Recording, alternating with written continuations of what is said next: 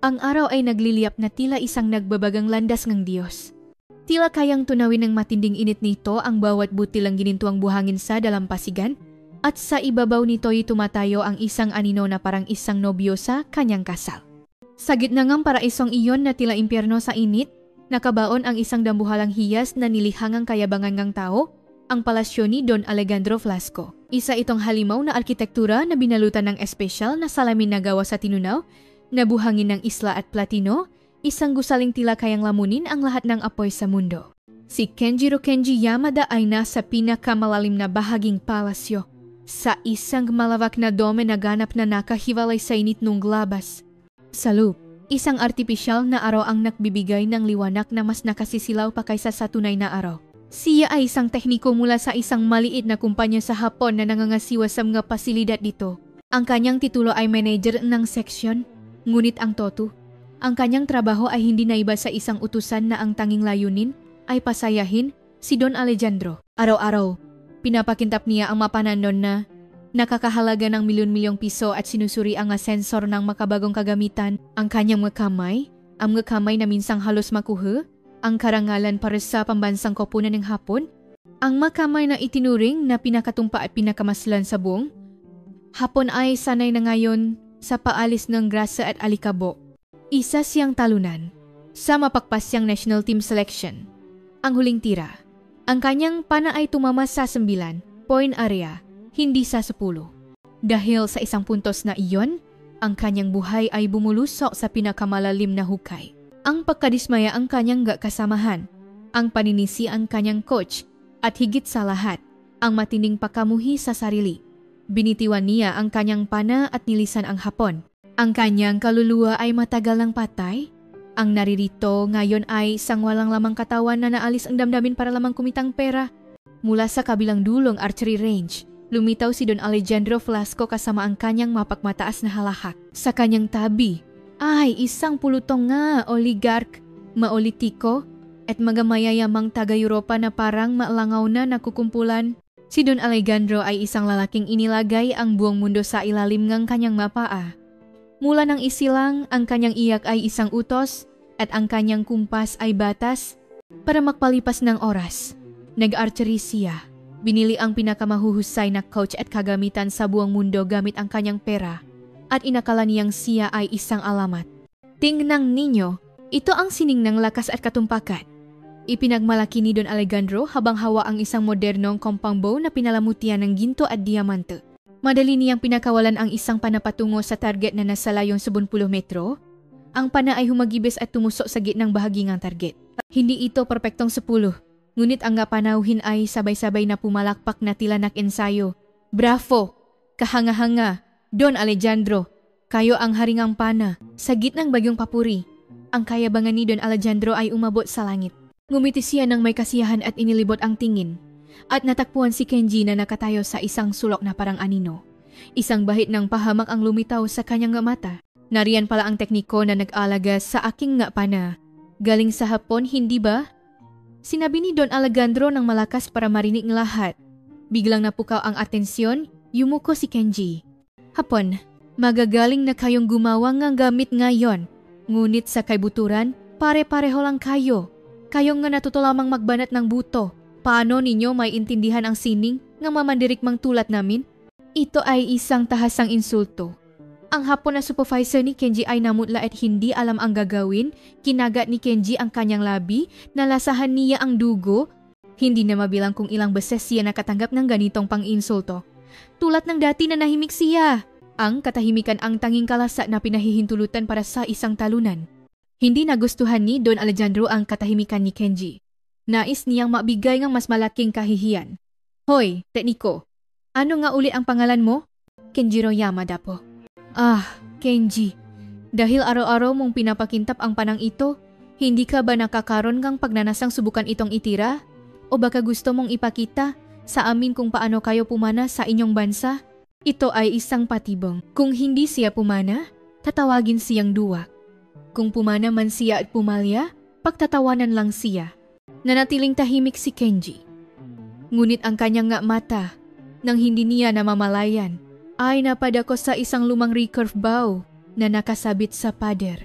Ito ang parehong uringang pananaginamit niya nung siya ay isang atleta ang tila karugtong ng kanyang pakatao. Napansin ni Don Alejandro ang kanyang tingin at ngumisin ng malupit. Mukhang may interes ka. Sige, dahil napakaganda ng aking kaloban ngayon, bibigyan kita ng isang pambihirang pagkakataon. Kahit nasa isang hamak na tulad mo, itinuro niya ang pinakamalayong target. Nakikita mo ba ang target na iyan sa layong 90 metro? Ito ang karaniwang distansa sa mga internasyonal na kompetisyon. Ngunit kung walang tulong ng modernong kagamitan tulad ng ginagamit ng Don, ito ay isang maliit na tuldok lamang sa malayo. Tamaan mo ang eksaktong sentro niyan ang gitna ng 10 puntos. Kung magtagumpay ka, ibibigay ko sa iyo ang pinakamahalaga kong yaman. Ang lahat ng mata ay natuon sa kanila. Nag-abang ang lahat kung anong di kapanipaniwalang gantimpala ang ialok ng Don. Inihanda ni Don Alejandro ang pinakamalupit at pinakanakagigimbal na entablado na higit pa sa inaasahan ng lahat. Kinawayan niya ang kanyang magandang anak na babae na nakatayo sa isang sulok ng bulwagan. Napasinggap si Isabella Bella Velasco. Nang itinuro siya nga daliri ng kanyang ama, naramdaman niyang nalamig ang dugo sa kanyang buwang katawan. Daan-daang nga mata ang sabay-sabay na bumaling sa kanya, nga matang puno ng kuryosidad, awa at masamang interes. Siya ay naging isang produkto, isang premyo sa malupit na laro ng kanyang ama. Ang kanyang magandang mukha ay namutla sa kahihiyan. Siya ang kaysa isang anak na babae ni Don Alejandro. Mula ng isilang, ang kanyang buhay ay parang isang gintong hawla. Isinuot niya ang pinakamamahaling damit, kinain ang pinakapambihirang pagkain, at tinuruan ng pinakamahuhusay na guro. Nag-aral siya ng art history at pilosopya sa New York at Paris at bihasa sa 4 na wika. Ang kanyang talino ay higit pa sa sinumang lalaki sa palasyo, ngunit dito, ang talino ng isang babae ay isang palamuti lamang. Ang dahilan ng kanyang pairal ay isa, maging kasangkapan sa isang strategic marriage upang palawakin ang kapangyarihan at yaman ng kanyang ama. Kinasusuklaman niya ang kanyang ama, ang kanyang kayabangan, ang kanyang marahas na otoridad, at ang kanyang makalumang pananaw na ituring siyang isang pag-ari, ngunit hindi siya makalaban. Ang lahat sa kanya ay bigay ng kanyang ama at wala siyang lakas na makatakas mula sa gintong kulungang iyon. Ang archery ang tanging paraan niya para makatakas. Itinuro ito sa kanyang ama. Sinasabing ito ay isang marangal na esport na nababagay sa isang heredera. Ngunit nakahanap si Bella ng ibang kahulugan dito. Sa sandaling hilahin niya ang talingang pana, nararamdaman niya ang ganap na kalayaan kung saan siya at ang target lamang ang umiiraw. Ang pagbasa sa hangin, pagkontrol sa sariling hininga, at pagtuon ng buwang diwa sa isang punto ang prosesong iyon ay nakpapalaya sa kanyang pinipigilang kaluluwa, may talento siya. Ang kanyang kakayahan na hinasa ng pinakamahusay na coach sa Europa ay hindi matatawaran ng karaniwang lalaking atleta. Alam niya ang lahat tungkol sa pana. Ang nga uri nito, ang materyales ng tali, ang bigat at balance ng nga palaso, at alam niya kung gaano ka-imposible ang hamon na ibinigay ng kanyang ama sa tekniko na hapon, ang pagtama sa 10 puntos sa layong 90 metro gamit ang isang recurve bow. Hindi lamang ito tungkol sa teknika. Ito ay isang sining na posible lamang sa pamamagitan ng katawang hinubok ng maraming taon ng pawis, isang isipang bakal, at isang hanyang pakiramdam na kayang kontrolin ang lahat sa isang iglap. Sigurado ang kanyang ama na hindi ito magtatagumpay, kaya't ipinusta niya ang sariling anak. Pilit na binaliwala ni Bella ang matinging nakatuon sa kanya at tinitigan ang tekniko na hapon na naging biktima ng kahihiyan, Kenji. Alam niya ang pangalan nito. Minsan, kapag nakakasalubong sila sa archery range, palagi itong tahimik na ginagawa ang kanyang trabaho na parang anino. Palaging may malalim na pagod at pagsuko sa kanyang mukha. Naramdaman ni Bella ang pakikiramay sa kanya. Tila isa rin siyang taong nawalan ng kaluluwa sa gintong palasyong ito tulad niya. Pakiusap, tanggihan mo. Huwag kang sumakay sa nakatutuwang larong ito, sigaw ni Bella sa kanyang isipan. Kung yumuko lamang siya at umatras, matatapos ang lahat sa isang sandaling ang kahihiyan. Ngunit sa sandaling tanggapin niya ang hamon, magiging isa lamang siyang kaawa-awang payaso, isang biktima sa malupit na palabas ng kanyang ama. Ngunit salungat sa kanyang inaasahan, si Kenjiro Yamada ay hindi umatras. Dahan-dahan, ngunit may katatagan, nasalita siya. Hindi ko kailangan ang kamay ngang binibini. Ang kanyang boses ay mababa at kalmado, ngunit mayroong isang bagay na parang bakal salop nito. Ang gusto ko lang ay ang katahimikan ng inyong kayabangan. Sa sandaling binitiwan niya ang mga salitang iyon, Nagbago ang kanyang aura. Ang anino, ang isang talunan na laging nakakabit sa kanyang mga balikat ay naglaho. Sa lugar nito, isang talas na parang isang bagong hasang espada ang kumislap. Nilampasan niya ang modernong pana ni Don Alejandro at walang pag-aalinlangang kinuha ang lumang recurve bow na nakasabit sa pader. Nang makita ito, biglang kumabo ng malakas ang puso ni Bella. Alam niya, hindi ito isang ordinaryong tekniko. Ang pagpili sa recurve bow iyon ay isang pagpapakita ang tiwala na tanging isang tunay na dalubhasa lamang ang kayang gawin. Ito ay tulad ng isang maalamat na biolinista na pinipili ang isang lumang Stradivarius sa halip na isang magarbong de kuryenteng biolin. Pumwesto si Kenji sa linyang kampaktira. Ipinikit niya sandali ang kanyang mata at pinakalma ang kanyang hininga. Sa maikling sandaling iyon, hindi na siya isang utusan kang Don. Isa siyang nagisang manlalaro na nakikipagtuos sa kanyang kalaban. Ang kanyang katawan ay nagbabalik tanaw sa memorya ng isang mandiri mo na matagal nang kinalimutan. Ang perpektong postura at paraan ng pahinga na nakaukit sa bawat hibla ng kanyang kalamnan mula sa libu-libong paulit. Dahan-dahan niyang itinaas ang pana. Walang nasayang na kilos. Napasinghap si Bella. Nakakita na siya ng hindi mabilang na pinakamahuhusay na atleta sa Europa. Ngunit hindi pa siya nakakita ng ganoong perpekto at magandang forma. Higit pa ito sa mekanikal na katumpakan. Ito ay isang estado kung saan ang pana at ang tao ay naging iisa. Sino? Sino ba talaga ang taong ito? Puno ng pakalito ang isipan ni Bella. Tiningnan niya ang mayabang na mukha ang kanyang ama. Hindi pa rin niya naunawaan ang sitwasyon at nakangiti pa rin na parang nanonood ng isang nakatutuwang palabas. At muli siyang tumingin kay Kenji. Ang kanyang mukha ay walang ekspresyon. Ngunit ang kanyang buong katawan ay naglalabas ng isang nakakatakot na presensya. Ito ay tulad ng katahimikan bago ang isang malakas na bagyo. Sa wakas, sinimulang hilahin ni Kenji ang talingang pana. Ang makalamnan sa kanyang likod ay umumbo at nanigas na parang isang matigas na arko. Ang tensyonadong tali ay dumampi sa kanyang panga at labi. Isang perpektong anchoring point. Ang kanyang gamata ay bahagyang nakapikit. Ngunit ang lahat ng kanyang pandama ay nakatuon sa layong 90 metro, sa gitna ng 10 puntos na bilo na kasilaki lamang ang isang barya. Napatanto ni Bella, ang nasasaksihan niya ngayon ay hindi lamang isang simpleng papana. Ito ay isang sagradong ritual kung saan inilalagay ng isang tao ang kanyang buong pagkatao sa isang hamon laban sa mga Diyos. At ang resulta nito ay yayanigin ang lahat sa luungang gintong kulungang ito. Ang handaan ni Don Alejandro Velasco ay isang papapakita ng yaman at kapangyarihan. Sa malawak na bulwagan ng palasyo, libu-libong kristal na chandelier ang nagliliwanag na parang tanghaling tapat at sa mga mesa, ang lahat ng uri ng masasarap na pagkain mula sa buong mundo ay nakatambak na parang nga bundok. Ang mahalika mula sa Europa, mga oligark mula sa Rusya, at mabituin mula sa Hollywood ay naktipon sa paanan ni Don Alejandro na aling walang katapusang papuri. Nasiyahan ang Don sa kanilang mapambobola.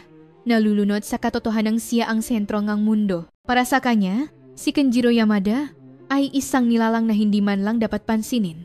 Isa lamang sa daan-daang empleyado na nag-ikot para suriin ang mapasilidad ng archery range. Sa kanyang mata, ang Hapon ay isang bansa lamang na gumagawa ng murang lakas paggawa at medyo magagamit ng mga produktong elektroniko. Wala nang iba pa ang kanilang kasaysayan, kultura at amor propio ay wala sa kanyang interes.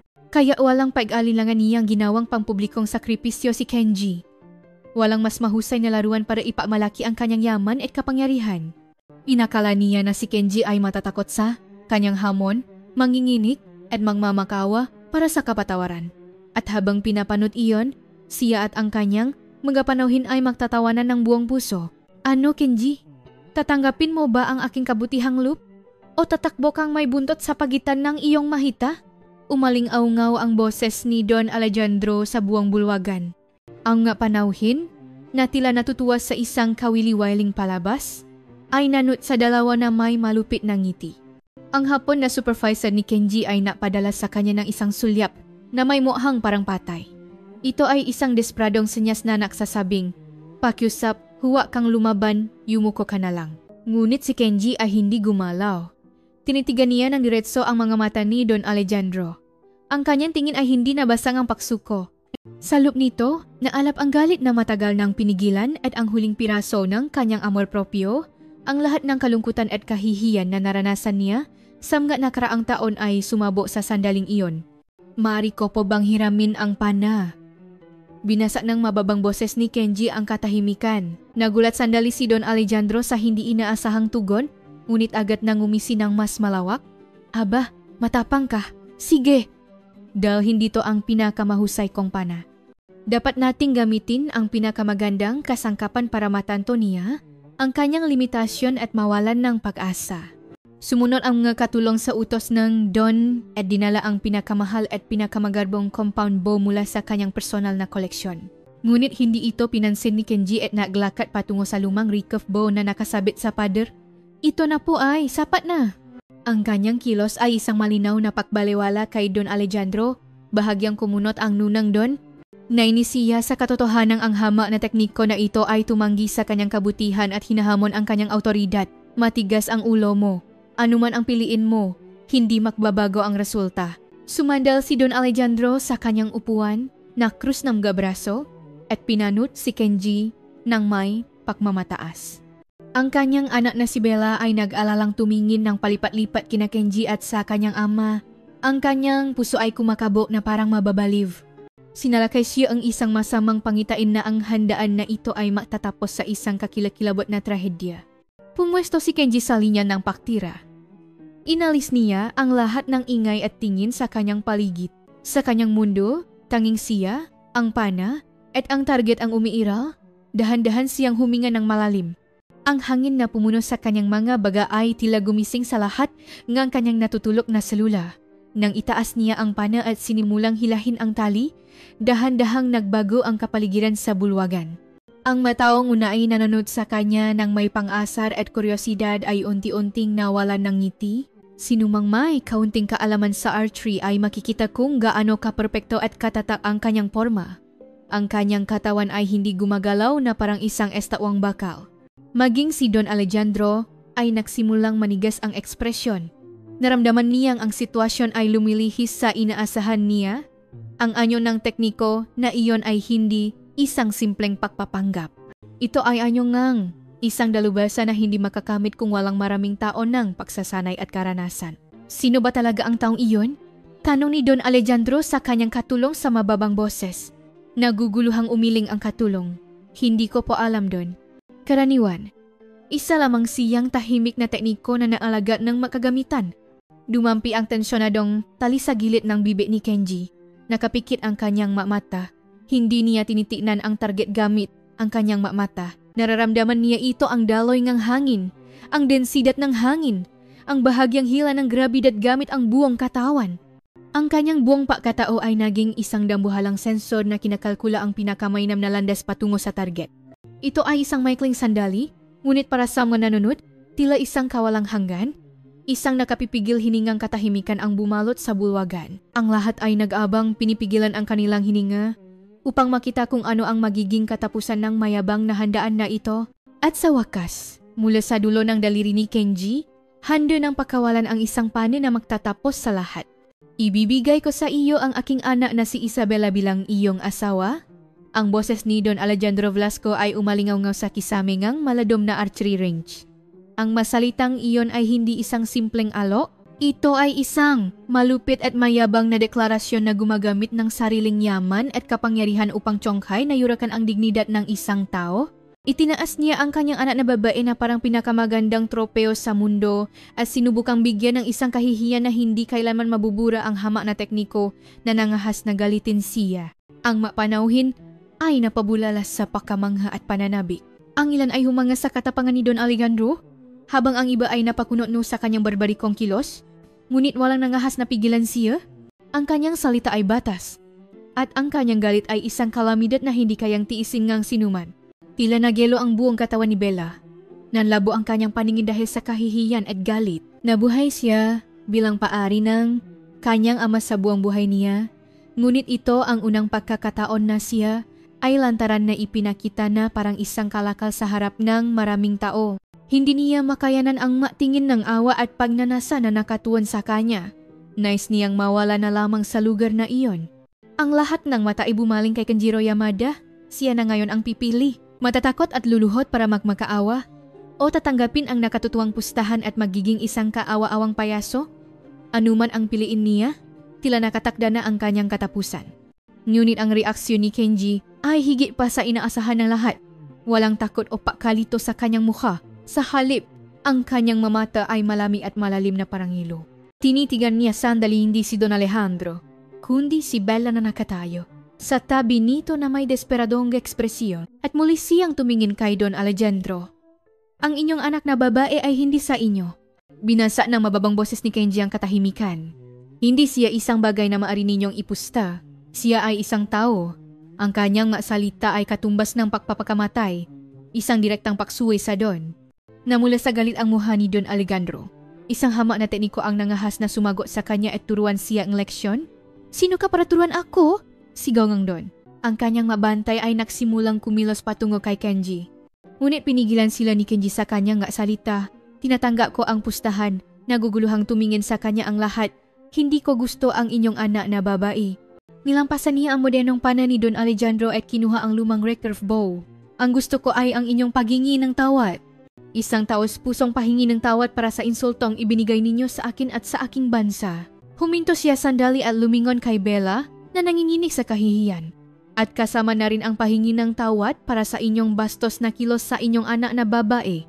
Kung matamaan ko ang 10 puntos sa target na 90 metro, luluhod kayo sa harap naming dalawa at hihingi ng tawad sa harap ng lahat. Ang sitwasyon ay ganap na nabaliktad. Ang paksaang pustahan ay hindi na isang babae, kundi ang amor propio ngang isang lalaki ang amor propio ngang Don. Natigilan sandali si Don Alejandro. Ang hamak na iyon ay nangahas na hilingin siyang lumuhod. Ngunit sa harap ngang napakaraming mahahalagang panauhin, ang salita ay nabitawan na kung atras siya, magiging duwag siya, sige. Humaya si Don Alejandro sa isang tuno na parang nangangalit ng mga ngipin. Ngumisi siya sa kanyang sarili. Impossible naman iyon. Magsisisi siya sa kanyang ginawa. At pagkatapos, ililibing ko siya ng tahimik sa buhangin ng islang ito. At sa gayon, ang isang imposibleng pustahan ay nabuo. Si Kenji, na may hawak na pana at isang palaso lamang, ay pumwesto sa linyang paktira. Ngayon, nakasalalay sa kanyang mabalik at hindi lamang ang kanyang karangalan, kundi pati na rin ang dignidad ng isang babae at ang amor propio ng kanyang bansa. Ipinikit niya ang kanyang mata. Ang sumagi sa kanyang isipan ay ang huling sandali sa seleksyon ang imaheng palasong tumama sa sembilan. Ang mismong alaala na nagtulak sa kanya sa hukay. Ngunit ngayon, ang kanyang puso ay kakaibang payapa. Wala na siyang anumang maaring mawala. Isa na siyang taong nawala ng lahat. Dahan-dahan niyang iminulat ang kanyang mata. Ang target na nasa layong 90 metro ay hindi na isang simbolo ng takot. Ito na ang lahat ng kailangan niyang bawiin. Handa na siyang ipusta ang lahat sa isang puntong iyon. Huminto ang oras. Ang nangingibabaw sa malawak na maladom na archery range ay isang ganap na katahimikan. Maging ang mahinang tunog ng hangin mula sa mga modernong air conditioning unit ay tila pinipigilan ang hininga. Daan-daang tao ang naroron, ngunit tila si Kenjiro Yamada lamang ang umiiral. Itinaas niya ang pana. Ang luma at simpleng recurve bow. Nang mapunta ito sa kanyang kamay, hindi na ito isang simpleng kombinasyon ng kahoy at tali. Naging bahagi na ito ng kanyang katawan at kaluluwa. Ang kanyang mapa ay matatak na parang maugat ng isang sinaunang puno at ang kanyang baywang ay tuwid at nababaluktot na parang kawayan. Napalunok si Bella. Natutunan niya ang lahat tungkol sa archery. Ang forma, paghinga, pag-asinta, pagpapakawala. Ngunit ang nakikita niya ngayon ay higit pa sa saklaw ang kanyang kaalaman. Ang bawat kilos ni Kenji ay isang buhay na akla-aralin, isang perpektong sining. Napatanto niya, ang ginalit ng kanyang amo ay isang natutulo na dragon. Sinimulang hilahin ni Kenji ang tali, hindi ang kanyang braso ang gumagalaw. Ang kanyang likod, balikad baywang, at lahat ng kalamnan sa kanyang binti ay kumilos nang may pagkakatukma na parang isang organismo na mayos na humihila sa lubid na may matinding tensyon. Ang kanyang mukha ay payapa na parang isang lawa. Ngunit ang makalamnan sa kanyang likod ay umuumbo na parang isang bulkang malapit ng sumabo. Matagal nang nawala ang mayabang ng ngiti sa mukha ni Don Alejandro. Ang kanyang mukha ngayon ay nanigas sa paaalinlangan at pangamba. Ipinagmamalaki niyang alam niya ang lahat tungkol sa archery. Mayroon siyang pinakamahusay na kagamitan at mga coach sa mundo. Ngunit kahit minsan ay hindi pa siya nakakita nga isang tanawin kung saan ang katawan ng tao ay ganap na naging kaisangang pana, hindi ito isang kasanayang mabibilingang para. Ito ay isang estado na makakamit lamang sa pamamagitan ng 10,000 oras ang pagdurusa, pagtitiis, at likas na talento. Ano ba talaga ang taong iyon? Nagsimulang tumunok ang alarma sa isip ni Don Alejandro. Sa wakas, dumampi ang tali sa dulo ng panga ni Kenji. Ang ruro ng buwang pagila. Ang lakas na nakakonsentra bago ang pagsabo ay bumalo sa kanyang buwang katawan. Bahagyang nakapikit ang kanyang mata. Hindi siya tumitingin.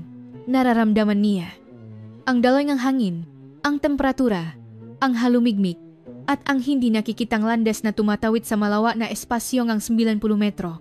Isang kaisipan na lamang ang natitira sa kanyang isipan. Gitna. Ang gitnang target. Ang gitnang pana.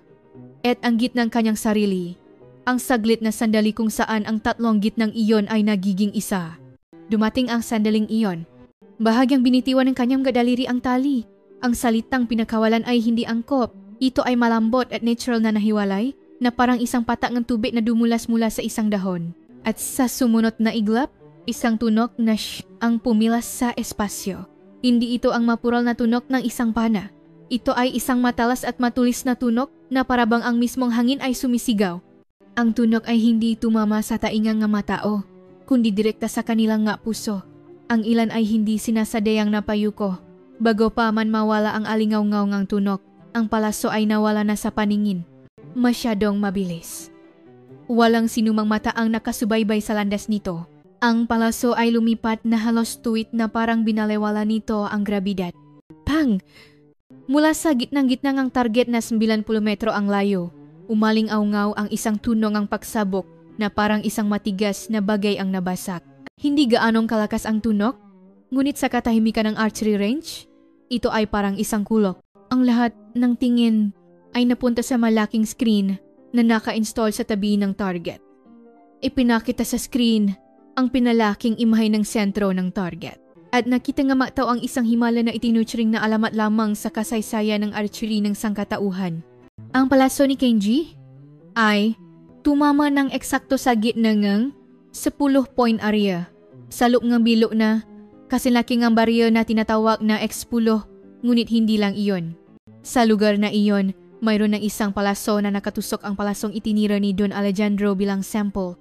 Ang palaso ni Kenji ay eksaktong tumama sa dulo ng palasong iyon na tinatawag na Nok, at perpektong biniya ang katawan ng palaso sa dalawa, inaaga ang lugar nito. Isang Robin Hood arrow, isang gawaing itinuturing na impossible, isang ganap na katahimikan ang bumalo sa archery range. Walang sinumang makapagsalita. Tila nakalimutan na nila kung paano huminga. Hindi nila matanggap na totoo ang nangyari sa harap ng kanilang gamata. Hindi iyon gawa ang tao, iyon ay isang himala ng Diyos o mahika ng demonyo. Mabilis na tumayo si Don Alejandro mula sa kanyang upuan. Ang kanyang mukha ay lumampas pa sa pagkaputla at naging malaasul. Ang kanyang nga mata ay balik na napabalik-balik sa pagitan ng screen at ni Kenji na walang ekspresyong nakatayo sa linya ng paktira. Nangingini ang kanyang nga labi, ang kanyang kayabangan, ang kanyang amor propio, ang kanyang mundo lahat ay nadurok sa isang iglap ngang isang palaso. Tinatakpan ni Bella ang kanyang bibig ng dalawang kamay. Mula sa kanyang nga mata, hindi niya namalayang tumulo ang may init na luha. Hindi ito luha ng kalungkutan. Ito ay luha ng pagkamangha at pangingilabot ng isang taong nakasaksi sa pinakaperpekto at pinakadakilang estado na maaring maabot ng isang tao. Dahan-dahang ibinaba ni Kenji ang kanyang pana. Wala siyang sinabi. Tahimik lamang niyang tinitigan ang lumang pana na hawak niya. Ang kanyang puso ay kakaibang kalmado. Ginawa lamang niya ang dapat niyang gawin. Mabigat ang katahimikan.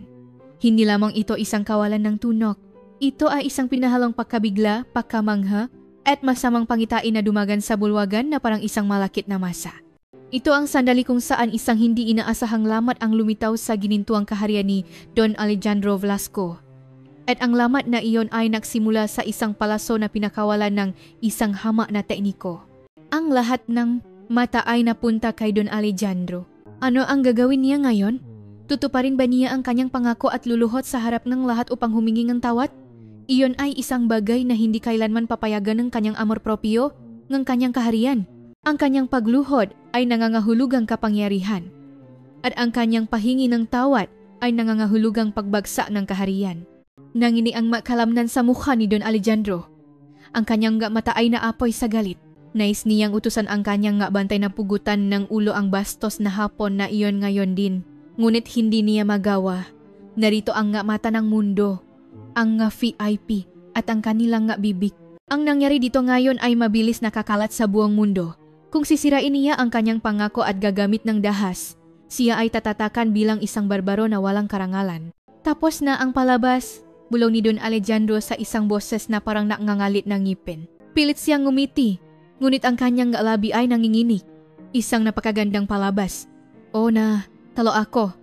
Naging hangal ako sa pagpusta. Kinuha niya ang kanyang checkbook mula sa bulsa at mabilis na naksulat. At ibinato niya ito kay Kenji. Ito ang bayad para sa iyong kasanayan. Isulat mo ang anumang halaga na gusto mo. Bahay, kotse. Ibibigay ko sa iyo ang pera na hindi mo kailanman mahahawakan sa buong buhay mo.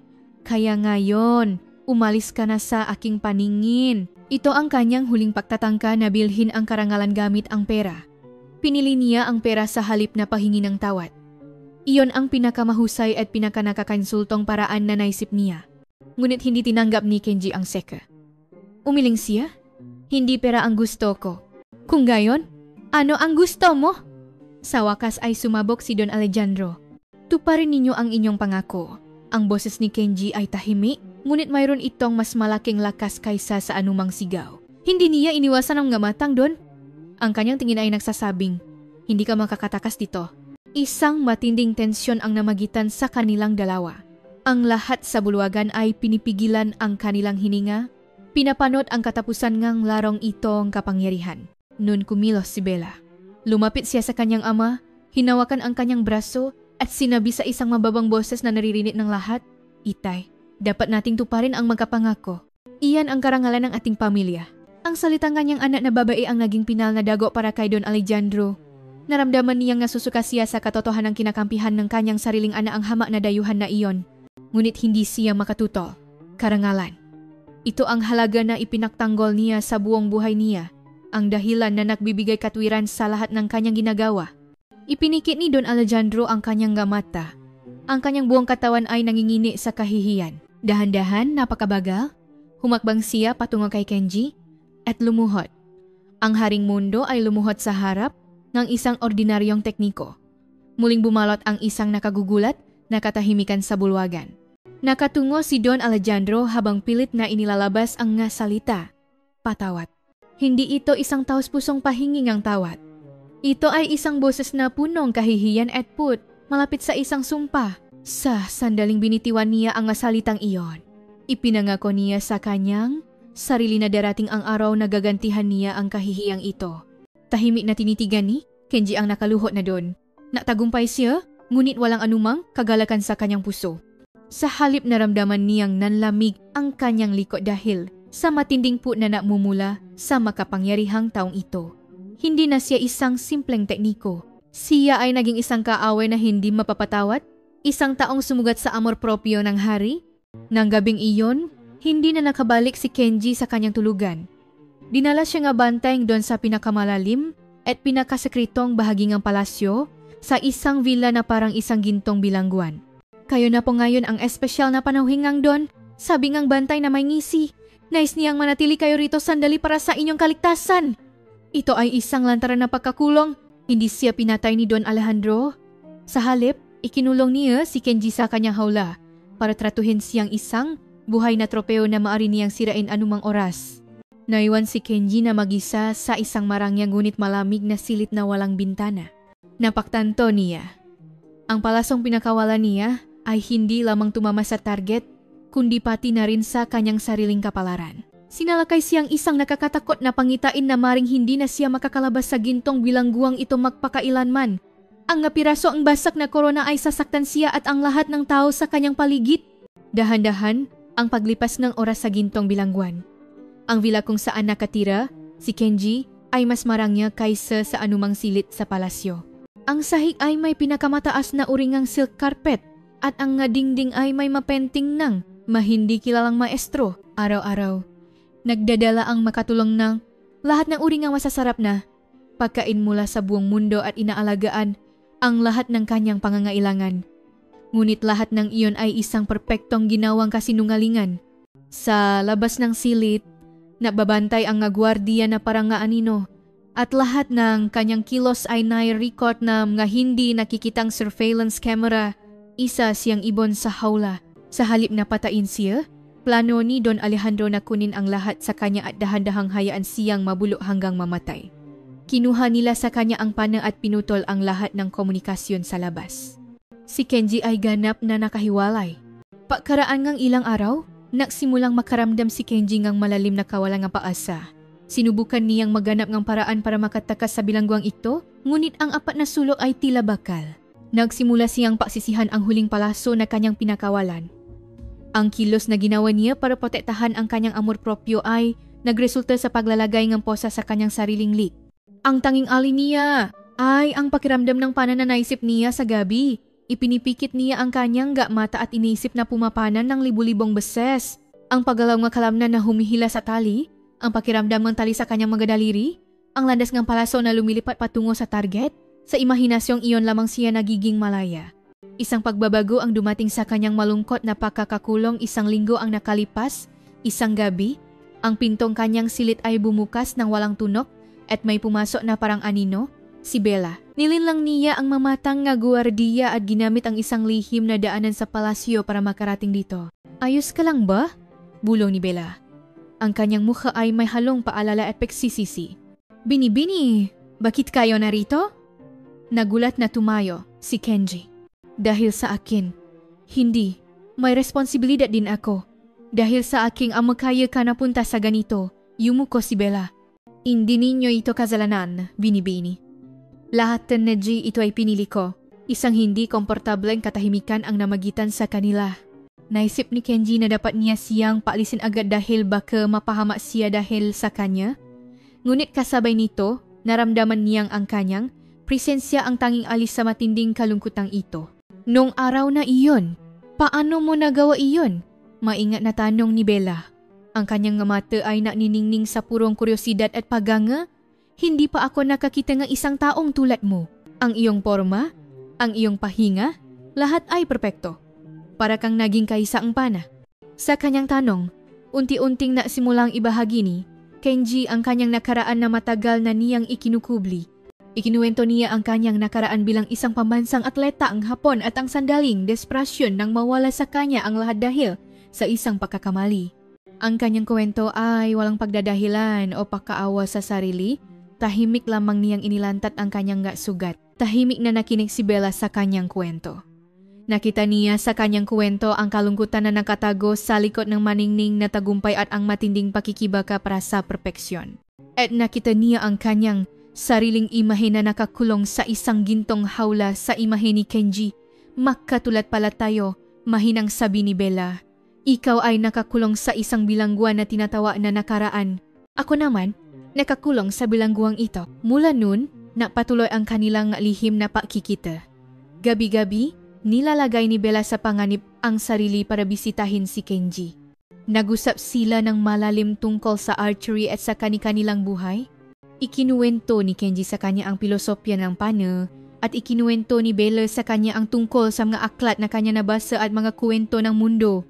Ang kanilang mapausap ay binabantayan. Alam ni Don Alejandro ang katotohanang nakikipakita ang kanyang anak kay Kenji. Ngunit kakaiba, hindi niya pinigilan ang kanilang pakikita. Marahil ay inakala niyang ang kanyang anak ay nakaroon lamang ng interes sa hamak na dayuhan at sa huli ay magsasawa at babalik. O baka may mas malupit siyang plano. Isang mapanganib na damdamin ang nagsimulang umusbong sa pagitan ni Kenji at Bella. Ito ay pakikiramay, pagkaawa, at anti-anting nagiging isang anyo na malapit sa pag-ibig. Sila ang naging tanging nilalang na nagpapagaling sa mga sugat ng isa't isa. Ngunit alam nila, ang mapanganib na relasyong ito ay hindi kailanman makakaroon ng masayang wakas.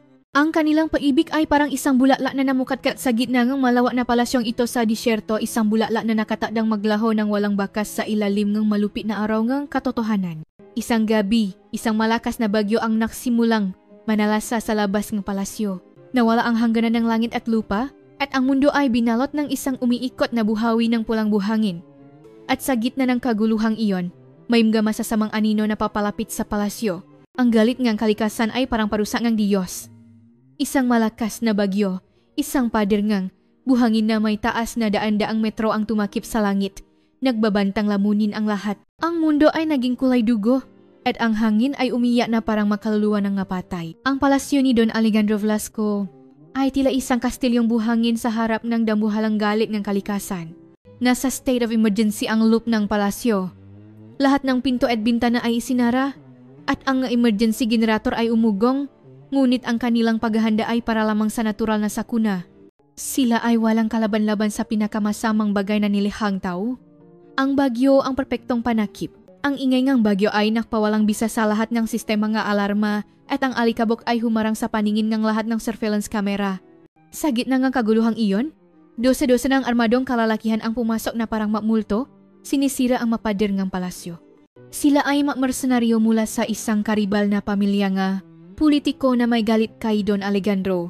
May maalingaw-ngaw na pinutol ni Don Alejandro ang kanilang mapondo at sangkot sa pagpatay sa kanilang leader.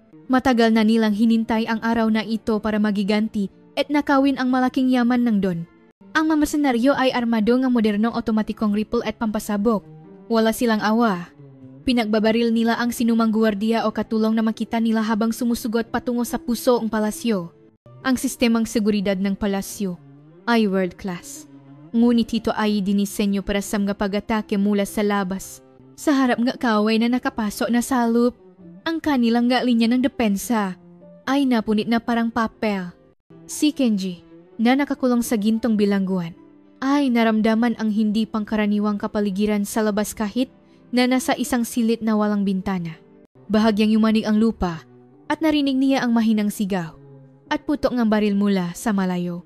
Ang kanyang nga pandama ay naging sobrang talas, tulad nung siya ay isang atleta.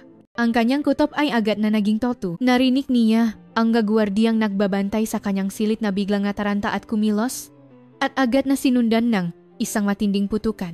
Nagsimula ang isang labanan sa pasilyo sa harap nga silid ni Kenji sa pagitan ng mga gwardiya at mga mananakop. Instinktibong nagtago si Kenji sa ilalim ng pinakamatigas na masang marmol sa silid. Pakaraan ng ilang minuto, tumigil ang putukan at ang pinto ng kanyang silid ay marahas na binuksan. Dalawang armadong mersenaryo ang pumasok. Nang makita nila si Kenji, inakala nilang isa lamang siyang walang silbing bihag at itinutok ang kanilang baril sa kanya. Sa sandaling malapit na ang kamatayan, kumilos ang katawan ni Kenji bago pa man magisip. Sinipa niya ang mesa na napawala ng balanse sa mga mersenaryo. At gumulong siya sa sahig, hinawakan ang paangang isa at ibinuwal ito. Ang isa pa ay nakmamadaling nakpaputok, ngunit ang bala ay tumama sa dingding sa itaas ng ulo ni Kenji. Inagaw ni Kenji ang assault rifle mula sa kamay ng bumaksa na mersenaryo. Hindi pa siya nakahawak ng baril. Ngunit ang kanyang katawan ay hindi napakita ng paninibago sa bagong sandata. Ang kakayahang kontrolin ang katawan at concentration na nakuha niya mula sa pakpapan na ay ginawa siyang isang instinktibong mandirigma. Walang peg-alinlangan niyang kinalabit ang gatilyo. Ratatatat!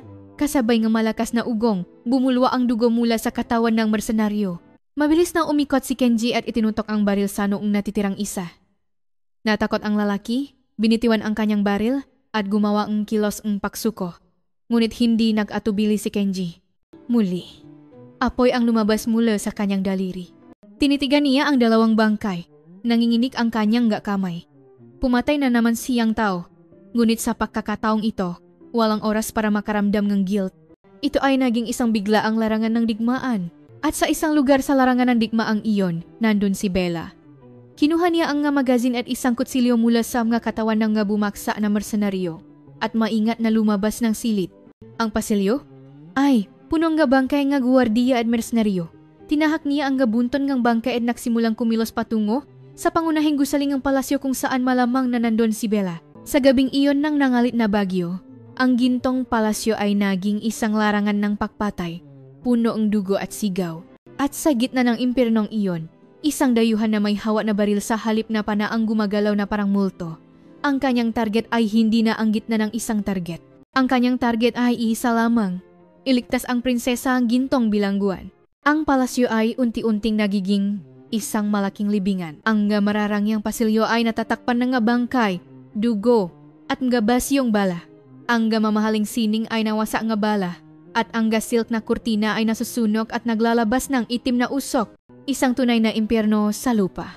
Hindi makapaniwala si Kenji na totoo ang lugar na kanyang tinatapakan.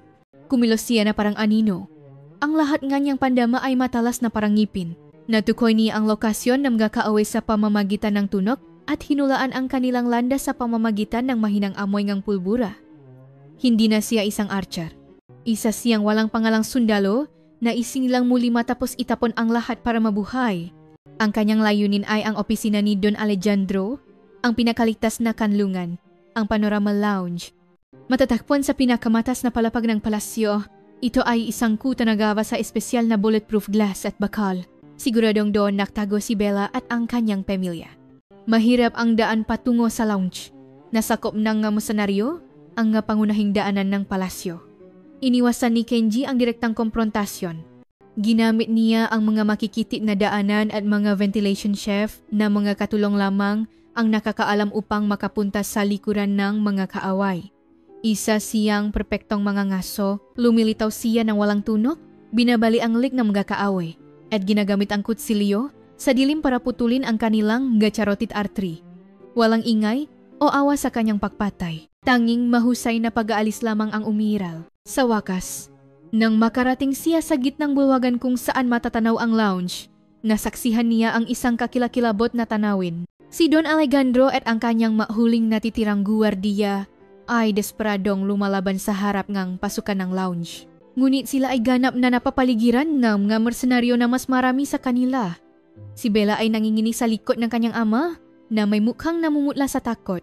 Ang leader nga mersenaryo, isang lalaking may paklat sa muha, ay sumigaw gamit ang isang megaphone. Sumuko ka na, Flasco. Kung gagawin mo, ililigtas namin ang buhay ng iyong anak na babae. Nahanda kang piging gamit ang dugo ang aming nga tao. Ngayong gabi, babayaran namin ang utang na iyon gamit ang iyong dugo. Nagpaputok si Don Alejandro ng kanyang pistola habang sumisiga. Hindi ako luluhot sa mga asong tulad ninyo. Ngunit ang kanyang paglaban ay walang saysay. Isa-isang bumaksak ang kanyang gwardiya at naubos na ang kanilang bala, unti-unting sumisikip ang pakupkop ng mersenaryo. Nun iyon, mula sa kabilang panig ng bulwagan, sa likuran ng mga mersenaryo, lumitaw si Kenji. Binaril niya at pinutol ang kadena ng isang dambuhalang chandelier na tumatawid sa bulwagan. Ang dambuhalang chandelier, nagawa sa daan-daang kristal, ay bumaksak sa sahi na may malakas na ugong. Ilan sa mga mersenaryo ang nadaganan at nadurog, at ang kanilang formasyon ay nagulo sa isang iglap. Sino yan? Sumiga ang leader ng mersenaryo sa pagkabigla. Sinamantala ni Kenji ang kaguluhan, nagtago sa likod ng isang haliging marmol at nagsimula ng sistematikong pakbaril. Ang kanyang assault rifle ay hindi naaksaya ng bala, isang puto, isa pang puto. Ang kanyang bala ay laging tumatama ng eksakto sa ulo o puso ang kaaway. Binawasan niya ang bilang ng mga kaaway ng may kalmadong katumpakan na parang pumapana sa mga gumagalaw na target. Hindi makapaniwalang pinanot ni na Don Alejandro at Bella ang tanawin. Ang hama na tekniko na iyon, ang dayuhan na kanilang kinulong ay lumalaban na ngayon na parang demonyo para iligtas ang kanilang mabuhay dahil sa hindi inaasahang paglitaw ni Kenji. Tila babaliktad na ang labanan. Ngunit hindi hangal ang leader ng mersenaryo. Nakita niyang nag-isa lamang si Kenji at sumigaw sa kanyang matauhan. Huwag ninyo siyang pansinin. Kunin ninyo muna ang ulo ng Don. Ang lahat ay mapupunta sa makakakuha nito. Muling sumugod ang mersenaryo kay Don Alejandro. Lumabas si Kenji mula sa likod ng haligi upang pigilan sila. Sa sandaling iyon, isang bala mula sa isang mersenaryo na nagtatago sa ibang direksyon ang dumaplis sa kanyang tagiliran. Napatigil si Kenji at lumuhod. Bumulwa ang dugo mula sa kanyang tagiliran. Nalabo ang kanyang paningin dahil sa sakit. Kenji. Umaling-aungaw sa bulwagan ang desperadong sigaw ni Bella. Ang mersenaryo na tiyak na sa kanilang tagumpay ay lumapit kina Don Alejandro Bella at sa sugatang si Kenji. Nang akalang lahat ay tapos na, hindi bumaksak si Kenji. Kahit nagdurugo, Tinakpan niya ang kanyang sugat gamit ang isang kamay at muling tumayo. At gamit ang natitirang kamay, kinuha niya ang bagay na nakasukbit sa kanyang likod. Isang lumang recurve bow. Binitiwan niya ang baril at hinawakan ang pananatila karuktong kanyang pagkatao. Kumuha siya ang 3 palaso ng sabay-sabay at ikinabit sa tali. Natawa ang mga mersenaryo nang makita ito. Isang panalaban sa mga baril, isang katawa-tawang pagwawakas. Naisip nila. Ngunit alam ni na Don Alejandro at Bella, ang tunay na impyerno ay magsisimula pa lamang. Ang mata ni Kenji ay hindi na mata ang isang tao. Sa kanyang mata, naroon ang sakit, galit, at ang anino ang kamatayan. Mula sa kanyang daliri, hando na pakawalan ang gapalasong paghihiganti. Sa gitna ng madugong oasis, nakatayo si Kenji na may hawa na pana. Ang dugong dumadaloy mula sa kanyang tagiliran ay nakukulay pula sa marmol na sahig, ngunit tila hindi niya nararamdaman ang sakit. Ang kanyang buwang diwa ay nakatuan lamang sa pana sa mga kaaway na nakatayo sa kanyang harapan. Sa isang larangan ng digmaan na pinagaharian ng ugong nga baril, ang kanyang anyo na may hawa na sinaw ng sandata ay tila hindi totoo at kakaiba. Nababali na ba siya? Anong gagawin niya sa panang iyan? Tumawa ng may pang-asar ang lider ng mersenaryo. Ang kanyang nga tauhan na may hawa pa rin ng kanilang nga armas ay dahan-dahang sumisikip ang pakupkop na tila gustong panuarin ang huling despradong kilos ni Kenji. Ngunit sa sumunod na iglap, ang kanilang pang-asar ay naging pakamangha at takot. Halos sabay-sabay na pinakawalan mula sa kamay ni Kenji ang 3 palaso. Hiu! Hiu! Hiu!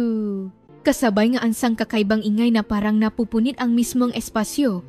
Ang bawat palaso ay lumipat sa makakaibang landas patungo sa 3 mersenaryo. Ang una ay tumama sa mata ng laking nasa pinakaharap. Ang pangalawa ay tumagos sa lalamunan ng isa pa. At ang huli ay eksaktong tumusok sa puso ng pinakamalayo. Lahat ay nangyari sa isang iglap. Ang 3 mersenaryo ay bumagsak ng hindi man lang nakasiga. Ang lahat sa bulwagan ay natigilan. Ito ay isang pangyayaring labak sa magbatas ng pisika na alam nila. Paano mo maititira ang 3 palaso ng sabay-sabay at bawat isa ay may iba't ibang target nang may ganoong katumpakan? Hindi tumigil si Kenji. Kumilos siya na parang isang makina. Muling kumuha ng palaso, hinila ang tali at pinakawalan. Ang kanyang palaso ay lumilipat na parang hindi nakikitang kamatayan. Tinamaan niya ang pulso ang isang taong magpapaputok sana ang baril at ang ulo ang isang taong magtatago sana sa likod ng isang harang. Sa harap ng kanyang palaso, walang silbi ang anumang depensa o distansya. Natakot ang mersenaryo at nagsimulang magpaputok ng walang direksyon. Ngunit ang kanilang bala ay hindi man lang dumaplis sa katawan ni Kenji. Gamit ang kanyang malahayop na pandama, hinulaan niya ang landas ng magabala at umiwas sa mga pag-atake habang gumagalaw sa pagitan ng mga haligi at mga harang. Siya ay isang mga ngaso at kasabay nito, isang multo. Tulala na pinanot ni Don Alejandro ang tanawin. Ngayon lamang niya napatanto. Ang ikinulong niya ay hindi isang simpleng tekniko. Siya ay isang Diyos ng digmaan. Ang ideal ng isang mandirigma na hinanap niya sa buong buhay niya ay perpektong nakatawang tao sa katawan ng dayuhan na kanyang hinamak. Sa kanyang puso, gumuho ang kanyang kayabangan at sa lugar nito, isang sinaunang pagkamangha ang nagsimulang umusbong. Mainit na luha ang dumaloy mula sa mata ni Bella. Nakita niya ang isang marangal na kagandahan sa anyo ni Kenji. Isinasakripisyo niya ang kanyang sarili para protektahan ang mga taong nang api sa kanya. Tila ang bawat tira ang kanyang pana ay naglalaman ang kanyang sakit galit at ang kanyang damdamin para sa kanya. Ganap na nabaliktad ang labanan. Ang ilang dosen ng mersenaryo ay naging hayop na hinahabol, nanginginig sa takot. Natutulakan sila para makatakas. Ngunit ang mapalaso ni Kenji ay walang awang tumutusok sa likod ng mga tumatakas.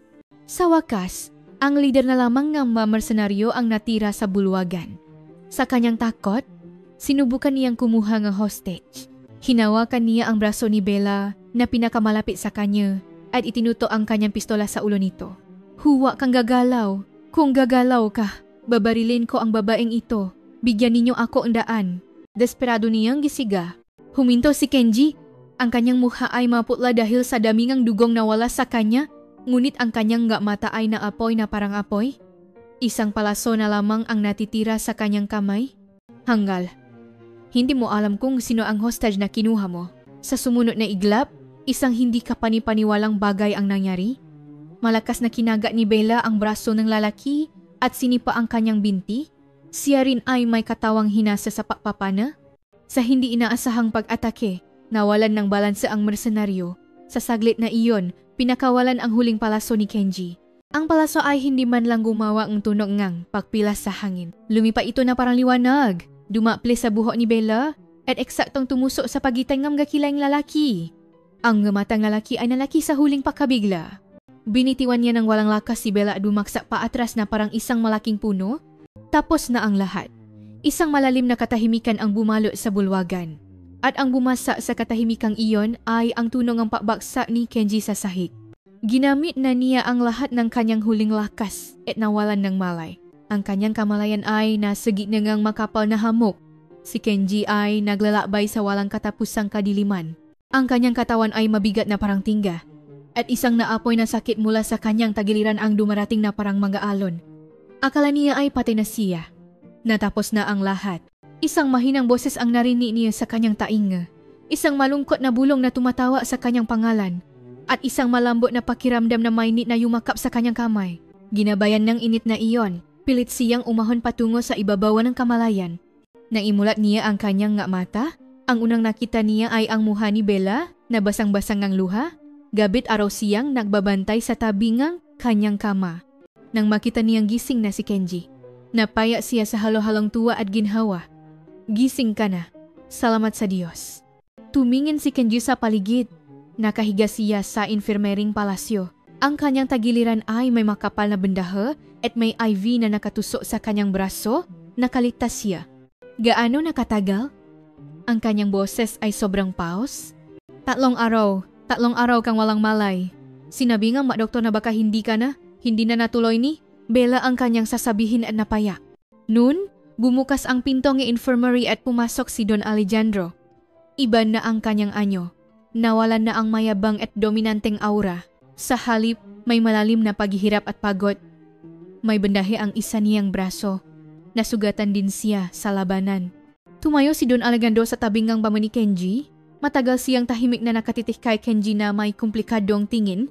Sa tingin na iyon, may halo-halong pasasalamat, pagsisisi, at isang amor propio na hindi pa rin kayang isuko. Kumusta ang pakiramdam mo? Sa wakas ay nagsalita si Don Alejandro. Ang kanyang boses ay awkward at magaspang. Ayos lang po Don.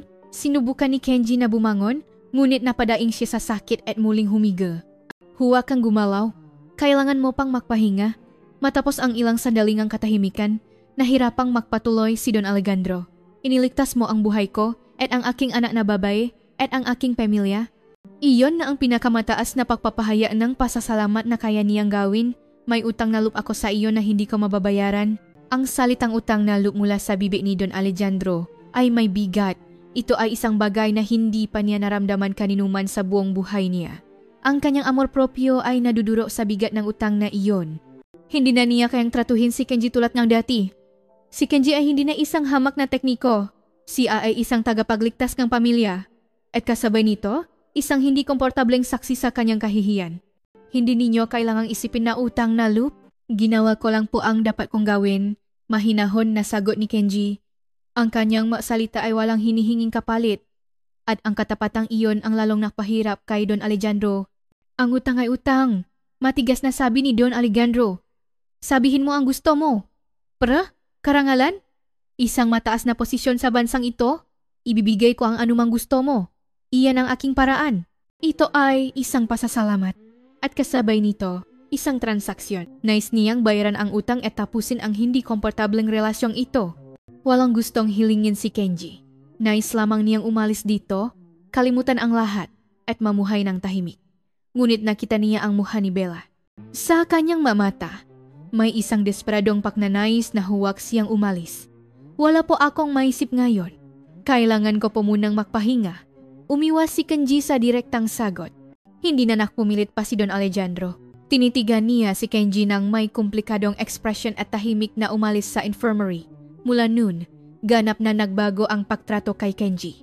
Hindi na siya isang bilanggo na binabantayan. Siya na ang pinakamahalagang panauhin ng palasyo. Ang pinakamahusay na medical team sa mundo ang nangalaga sa kanyang pagaling at ang kanyang silid ay inilipat sa lugar na may pinakamagandang tanawin sa palasyo. Ngunit hindi payapa ang puso ni Kenji. Alam niya ang hindi komportableng katotohanan na nakatago sa likod ng makilos ni Don Alejandro. May utang na loob sa kanya si Don Alejandro, ngunit kasabay nito, natatakot siya sa kanya. Ang kanyang mismong presensya ay parang isang salamin na patuloy na nagpapaalala sa basa na amor propyo ng Don.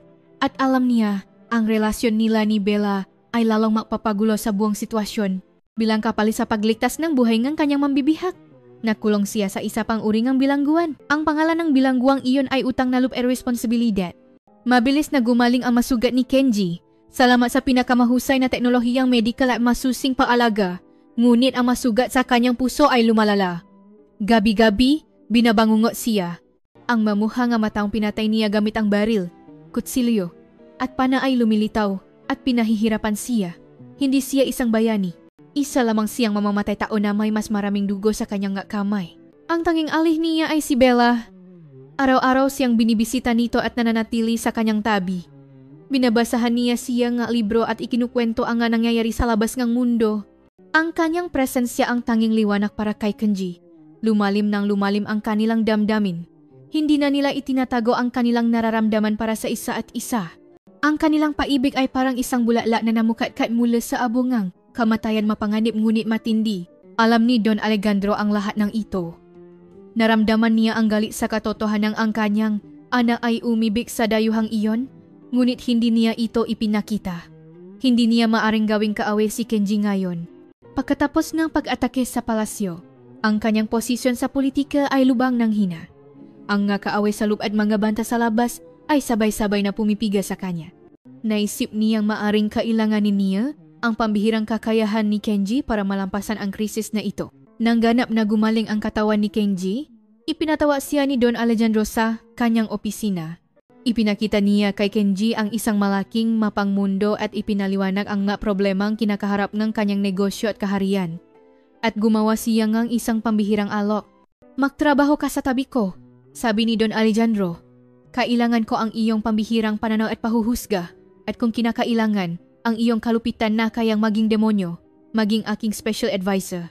Bibigyan kita ng bahagi ng aking kapangyarihan, yaman, karangalan. Makukuha mo ang lahat ng iyong may isip. Ito ay isang tukso na hindi matatanggihan. Isang pagkakataon para kay Kenjiro Yamada, isang tao na bigo sa buhay, na makaroon ng posisyon na kayang baguhin ang kapalaran ng isang bansa. Ngunit umiling si Kenji. Hindi po ako karapat-dapat sa ganyang posisyon. Nakakulong ka pa rin ba sa nakaraan? Isa kang bayani.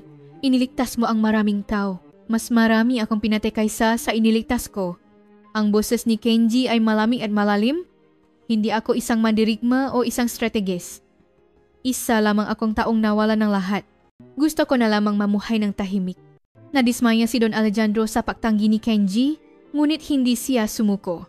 Alam niya kung ano ang gusto ni Kenji. Dahil ba kay Bella? Ang matalas na tanong ni Don Alejandro ay sinagot ni Kenji ng katahimikan. Gusto mo ba ang aking anak? Sige, ibibigay ko siya sa iyo. Pero may kondisyon. Isang malupit na ngiti ang lumitaw sa mukha ni Don Alejandro. Talikuran mo ang iyong nakaraan. Ang pangalang Kenjiro Yamada. Ang bansang Hapon, talikuran mo ang lahat at maging isang bagong tao. Maging aking tao at manumpa ngang ganap na katapatan sa pamilyang ito. Kung gayon, papayagan kitang pakasalan ang aking anak at maging bahagi ng haryang ito. Ito ay isang matamis na lason. Isang hiling na talikuran ang lahat sa kanya bilang kapalit ng pag-ibig. Kailangan niyang maging isang puppet na nilikha ni Don Alejandro, hindi si Kenjiro Yamada. Nasa isang mahirap na sangangdaan si Kenji. Mahal niya si Bella. Pakiramdam niya ay kaya niyang gawin ang lahat para makasama siya. Ngunit hindi niya kayang talikuran ang kanyang pinaamulan, ang kanyang pagkakakilanlan. Iyon ay katumbas ng pagbebenta ng kanyang kaluluwa. Bigyan ninyo po akong panahon para mag-isip, hirap na sagot ni Kenji. Nang gabing iyon, sinabi niya kay Bella ang alo ni Don Alejandro. Umiyak si Bella. Huwag mong gawin iyan. Dapat kang manatiling ikaw. Huwag kang maging isang puppet na gawa ng aking ama. Ngunit hindi ko kayang mabuhay nang wala ka. Ako rin, hindi ko kayang mabuhay nang wala ka. Pero hindi sa ganyang paraan. Kailangan nating hanapin ang sarili nating daan. Sa unang pagkakataon, naharap sila sa pag-asa para sa hinaharap at kasabay nito, isang dambuhalang pader na hindi malalampasan. Inilabas ni Don Alejandro ang isang timbangan. Sa isang panik, paibig at kayamanan. Sa kabilang panik, ang pagkakakilanlan at kalayaan ng isang tao at pinipilit silang pumili. Pakaraan ng ilang araw, sinabi ni Kenji ang kanyang sagot kay Don Alejandro. Hindi ko po matatanggap ang inyong alok. Mananatili akong si Kenjiro Yamada. At idinakda niya, ngunit babayaran ko ang aking utang na loob. Tutulungan ko kayo sa paglutas ng problemang nagbabanta sa inyong kaharian gamit ang aking kakayahan. Kapag nalutas na ang lahat ng problema, palayain ninyo ako. At respetuhin ninyo ang pagbili ng inyong anak na si Bella. Ito ay isang deklarasyon ng direktang komprontasyon. Naramdaman ni Don Alejandro ang galit sa matapang na sagot ni Kenji. Ngunit kasabay nito, naging interesado siya sa kanyang katapangan. Pumayag siyang tanggapin ang alok ni Kenji. Ngunit sa kanyang puso, may iba siyang plano. Gagamitin ko ng husto ang taong iyon at kapag tapos na ang lahat, tahimik ko siyang tatapusin. At sa gayon, nagsimula ang mapanganib na alyansa ni na Kenji at Don Alejandro. Ngayon, kailangan na humabang ni Kenji sa gitna nga isang dambuhalang bagyo nga kapangyarihan. Ipinupusta ang kanyang buhay at pag-ibig. Si Bella ay hindi na ang dating masunuring heredera. Ang pakikita nila ni Kenji at ang kakilakilabot na karanasan sa paatake sa palasyo ay ganap na nakbago sa kanya. Nakpasya siyang huwag nang ipaubaya ang kanyang buhay sa mga kamay kanyang ama. Nagpasya siyang piliin ang kanyang sariling kapalaran. Nag-aalala siyang pinapanot ang mapanganib na alyansang nabuo sa pagitan ng kanyang ama at ni Kenji. Gagamitin kanyang ama ang kakayahan ni Kenji para lutasin ang kanyang krisis sa politika at si Kenji ay handang sumaba sa mapanganib na laro para makuha ang kanyang kalayaan at ang kanilang kinabukasan. Ito ay isang alyansang tulad ng paglalakat sa yelo. Hindi niya pinagkakatiwalaan ang dalawa. Ang kanyang ama ay isang taong kayang itapon si Kenji anumang oras para sa kanyang layunin. At si Kenji ay isang taong sobrang tapat na kayang isakripisyo ang sarili para protektahan siya. Naisip niya na may isang paraan lamang para tapusin ang lahat ng ito. Kailangan niyang gumawa ng sarili niyang pagpili. Nakulong si Bella sa kanyang silid at nagsimulang magplano ng isang bagay sa loob ng ilang araw. Ginamit niya ang lahat ng mayroon siya. Ang nakoneksyon na nabuo niya noong nag-aral sa Europa, ang ilang tapat na katulong na sumusunod sa kanya, at ang lihim na prangka niyang naipon. Ang kanyang plano ay matapang at mapanganib ang makatakas mula sa gintong bilangguang ito kasama si Kenji. Lihim niyang pinuntahan si Kenji at sinabi ang kanyang plano. Mariing tumutol si Kenji. Hindi maari binibini, masyadong mapanganib. Hindi ko kayang ilagay ka sa panganib. Kenji, huwag mo na akong tawaging binibini. Ang pangalan ko ay Bella. Hinawakan ni Bella ang kanyang kamay. Kung magpapatuloy tayo ang ganito, pareho tayong mamamatay. Pagkatapos kang gamitin ng aking ama, siguradong tatapusin ka niya. At ako, habang buhay akong ikakasal sa isang lalaking hindi ko gusto at mabubuhay ng malungkot. Ipinaglalaban mo ako, ngunit hindi ko kayang manatiling nagtatago lang. Ito rin ay aking laban. Ang kanyang tingin ay mas malakas at matata kaysa dati. Napagtanto ni Kenji na hindi niya kayang baguhin ang kanyang desisyon. Sa huli, pumayag siyang tumulong sa kanyang plano. Ang planong pagtakas ay maingat na isinagawa. Sa pamamagitan ng kanyang magkaibigan sa Europa, nahanda siya ng isang maliit na eroplano sa isang pribadong airstrip malapit sa hangganan. At sa pamamagitan ng mga katulong, nakuha niya ang impormasyon tungkol sa sistema ng seguridad ng palasyo at natukoy ang oras at ruta kung saan pinakamahina ang pagbabantay. Ang problema ay ang tiyempo. Kailangan nilang hintayin ang sandali kung saan pinakakampante si Don Alejandro at ang seguridad ng palasyo ay nakatuon sa ibang lugar. Mas maagang dumating ang pagkakataon kaysa sa inaasahan. Ang matagal ng kaaway ni Don Alejandro, isang prinsip mula sa isang karatig bansa, ay bibisita sa palasyo sa ngalan ng kapayapaan. Nahanda si Don Alejandro ng isang malaking handaan para sa kanya at lahat ng tauhan ng seguridad ng palasyo ay nakatuon sa paligid ng bulwagan. Ang pagtakas ay itinakda sa gabi ng handaan na iyon. Sa araw na iyon, muling napuno ng maningning na ilaw at musika ang palasyo. Ngunit sa likod ng karangyaang iyon, may isang hindi nakikitang tensyon. Si Kenji at Bella ay naghihintay lamang sa kani-kanilang lugar para sa takdang oras. Si Bella, bilang pangunahing tauhan sa handaan, ay nakasuot ng isang magandang damit at nakangiting nakikisalamuha sa mga panauhin. Ngunit ang kanyang isipan ay puno ngang plano ngang pagtakas. Iniwasan niya ang tingin ng kanyang ama't nga mahahalagang panauhin at lihim na nagbigay ng sinya sa kanyang tapat na katulong. Sa parehong oras, naghahanda si Kenji sa kanyang silid. Hindi siya nakdala ng maraming gamit. Isang mali na bag na may kaunting pagkain at tubig at ang tanging bagay na itinuturing niyang sa kanya, ang kanyang lumang recurve bow. Nang dumating ang takdang oras, nakaroon ng bahagyang abriye sa sistema ng kuryente ng palasyo, isang bagay na inayos na ni Bella ng maaga.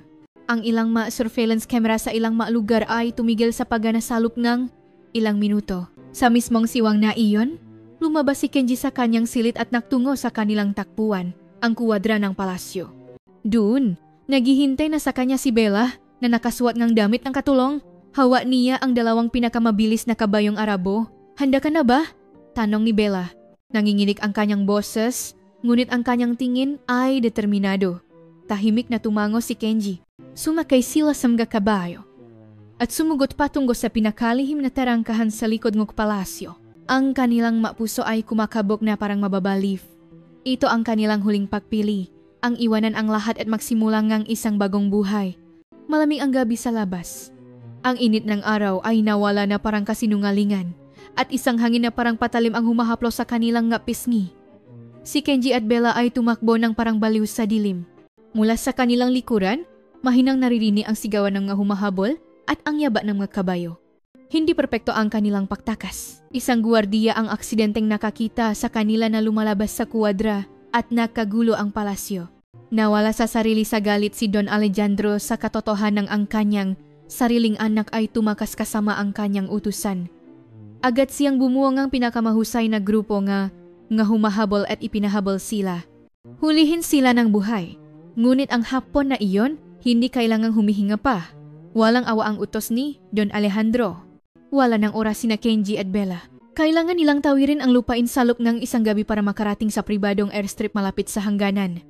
Ang kanilang tanging pag-asa ay ang maliit na eroplanong naghihintay sa kanila. Tumakbo sila ng walang pahinga para sa mga kabayo. Tinaha nila ang walang katapusang nga burol at mabatong lugar. Si Bella, na buwang buhay na nanirahan sa loob ng palasyo, ay nakayanan ito ng may kamanghamanghang lakas ng loob. Hindi na siya isang mahinang heredera. Isa na siyang matatak na babae na humuhubog sa kanyang sariling kapalaran. Nang papalapit na ang madaling araw, sa wakas ay naabutan sila nga maumahabol. Mula sa abot tanaw, dos-dosa na nga mang angabayo ang papalapit, naiwan ng alikabo. Wala na. Tapos na tayo. Sabi ni Bella sa isang desperadong boses. Hindi pa. Matigas na sabi ni Kenji. Pinahinto niya ang kabayo at mabilis na sinuri ang paligid. Sa kanilang harapan ay isang makiti at matarik na bangin. Dun tayo. Ginabayan ni Kenji si Bella papasok sa bangin. Sobrang kitik ng daan na mahirap para sa dalawang kabayo na makasabay. Kailangan ding bumabang ang humahabol sa kanilang magkabayo at pumasok ng lakad. Lubhang bumagal ang kanilang bilis. Itinago ni Kenji si Bella sa pinakamakitit na bahagi ng bangin at kinuha niya ang kanyang pana. Maghintay ka rito. Ako na ang bahala sa kanila. Huwag. Mapanganib kung mag-isa ka. Ayos lang. Dito ako pinakamagaling. Bahagyang ngumiti si Kenji sa kanya at umakyat sa mataas na bato ang bangin. Nakuha niya ang perpektong posisyon para sa pagsnipping. 12 palaso na lamang ang natitira sa kanyang kamay. Maingat na simulang pumasok ang humahabol sa bangin. Alam nilang may pana si Kenji, ngunit inakala nilang laruan lamang iyon sa harap ng baril. Ngunit hindi nila alam kung sino ang kanilang kinakalaban. Ang unang palaso ay lumipat ng walang tunok. Eksakto itong tumusok sa leg ng leader ng humahabol. Nakagulo ang grupo. Tumingin sila sa paligid at nagpaputok ng walang direksyon, ngunit hindi nila makita si Kenji. Perpekto siyang nakatago sa mga bato at anino. Lumipat ang pangalawang palaso. Tinamaan nito ang balikat ng lalaking tila commander. Nagsimulang manakot sa kanila ang takot. Isang hindi nakikitang kaawe. Isang maladiyos na galing sa pakpapana. Napaktanto nilang hindi sila mga ngaso, kundi mga biktima. Kalmadong pinakawalan ni Kenji ang bawat palaso ng may paingat. Hindi siya pumatay. Tinamaan niya ang kanilang braso o binti para hindi na sila makalaban. Ang kanyang layunin ay hindi pumatay, kundi magbigay ng oras. Nang maubos ang 12 palaso, higit sa kalahati ng humahabol ang sugatan at nakahandusay. Ang manatira ay ganap na nawalan ng loop at nagsimulang tumakbo palabas ng bangin sa takot. Naktagumpay si Kenji. Ngunit ang kanyang katawan ay nasa limitasyon na rin. Ang ilang araw ng tensyon, paktakas at matinding labanan ay umubos ng lahat ng kanyang lakas. Paatras siyang bumaba mula sa bato. Tumatagbong lumapit si Bella para suportahan siya. Kailangan na nating umalis. Kailangan nating makarating sa airstrip bago sumikat ng husto ang araw. Ginamit nila ang kanilang huling lakas at nagsimulang maglakad muli patungo sa labas. Mula sa kanilang likuran, papalayo ang ngadaing ng masugatang humahabol. Gaano katagal silang naglakad? Nang magsimulang manlabo ang kanilang isipan dahil sa dehydration at pagod, isang malabong imaheng ang isang airstrip ang lumitaw sa kanilang harapan. At dun, parang isang himala, nakaparada ang isang maliit na eroplanong naghihintay sa kanila. Ang tunog ng makinang eroplano ay parang koro nga anghel. Halos gumapang na nakarating sina Kenji at Bella sa airstrip. Nang makita sila nga piloto, mabilis silang ginabayan papasok. Wala na tayong oras. May impormasyong papalapit na ang hubongan doon sa hangganan. Ang eroplano, matapos ang isang maikling paktakbo, ay umangat sa himpapawid na iwan ng alikabok. Tinitigan ni Kenji mula sa bintana ang lupaing kanyang pinahirapang takasan. Ang walang katapusang ginintuang buhangin at sa gitna nito ang marangyang palasyo na nakabaon na parang hiyas. Iyon ang lugar na nagbigay sa kanya ang karangalan at kahihiyan, pag-ibig at kamatayan. Ngayon, iwan na niya ang lahat ng iyon. Tahimik na isinandal ni Bella ang kanyang ulo sa balikat ni Kenji. Tumulo ang luha mula sa kanyang mamata. Hindi ito luhang kalungkutan, kundi luhang kagalakan para sa kalayaan. Iniwan niya ang kanyang tinubuang bayan at pamilya, ngunit hindi siya nagsisisi. Pinili niya ang kanyang buhay. Lumagpas ang eroplano sa hangganan at lumapak sa isang maliit na neutral na bansa. Hindi na sila hinahabol, malaya na sila. Ngunit wala silang anuman sa kanilang harapan. Si Kenji ay isang talunan na tumakas matapos mawala ang lahat at si Bella ay isang ipinatapong heredera na iniwan ang lahat. Wala silang pera, katayuan o lugar na babalikan. Nanirahan sila sa isang maliit na bayan sa tabing dagat. Nagtrabaho si Kenji bilang kargador sa pantalan para kumita at ginamit ni Bella ang kanyang kaalaman para maturo sa mga bata. Ang kanilang buhay ay simple at mahirap kumpara sa karangyaan ng kanilang nakaraan. Ngunit mas masaya sila kaysa dati dahil mayroon sila sa isa't isa. Hindi na binangungo si Kenji. Habang tinitingnan ang natutulo na mukha ni Bella sa kanyang tabi, napatanto niyang nakuha na niya ang isang bagong mundong dapat niyang protektahan. Hindi na siya isang talunan, siya ang pinakamalakas na lalaki sa mundo na nagpoprotekta sa kanyang minamahal. Si Bella ay hindi na isang prinsesa sa gintong bilangguan. Siya ay naging isang ordinaryong babay na nagluluto na, tinapay gamit ang sariling kamay at nakakahanap ng kaligayahan sa tawanan ng mga bata. Sa unang pagkakataon, nabubuhay siya sa kanyang sariling buhay, sa sarili niyang kagustuhan. Isang hapon, nakaupo sila sa tabing dagat, pinapanood ang paglubok ng araw. Ang langit at dagat ay naging isang kulay pula. Nagsisisi ka ba? Tanong ni Kenji. Ngumiti si Bella at umiling. Kahit saan, basta kasama kita. Para sa akin ay isang palasyo. Hinawakan niya ang kamay ni Kenji.